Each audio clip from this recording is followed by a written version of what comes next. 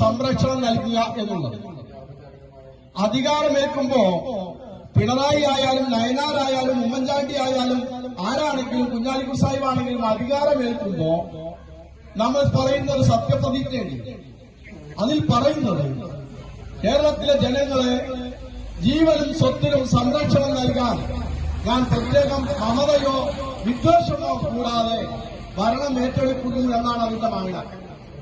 ആ രീതിയിൽ ഭരണം ഏറ്റെടുത്ത ഒരു ഗവൺമെന്റ് ഈ രാജ്യത്തുണ്ട്.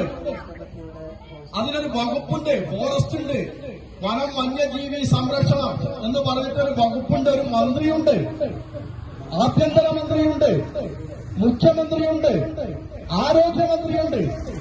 89 കൊല്ലക്കാലമായി കേരളം ഭരിക്കുന്ന ഈ പിണറായി ഗവൺമെന്റിന്റെ കഴിവുകേട് കാരണം, അവരുടെ ദുഷ്ടലാക്ക് കാരണം, അവർ അവരുടെ നിലപാട് കാരണം, ഭരണത്തിലുള്ള പിടിപ്പുകേട് കാരണം ഈ രാജ്യത്ത് പലതും സംഭവിച്ചുകൊണ്ടിരിക്കുകയാണ്.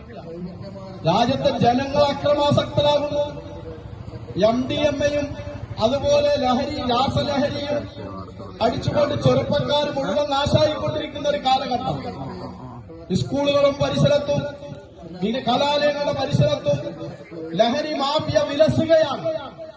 കഞ്ചാവ് പിടിച്ചു, ഹൈബ്രിഡ് കഞ്ചാവ് പിടിച്ചു, MDMA പിടിച്ചു എന്നൊക്കെ പത്രത്തിൽ വാർത്ത വരിക എന്നല്ലാതെ ഈ പിടിച്ചവരെ പിന്നെ എന്ത് ചെയ്തു എന്ന് വാർത്ത വരുന്നില്ല. പിടിച്ചവർ രക്ഷപ്പെടുകയാണ്.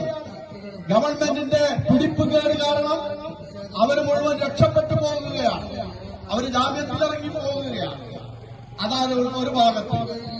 ഈ സമയത്താണ് വനത്തിൽ നിന്ന് വന്യജീവികൾ ഇറങ്ങി വരുന്നത്.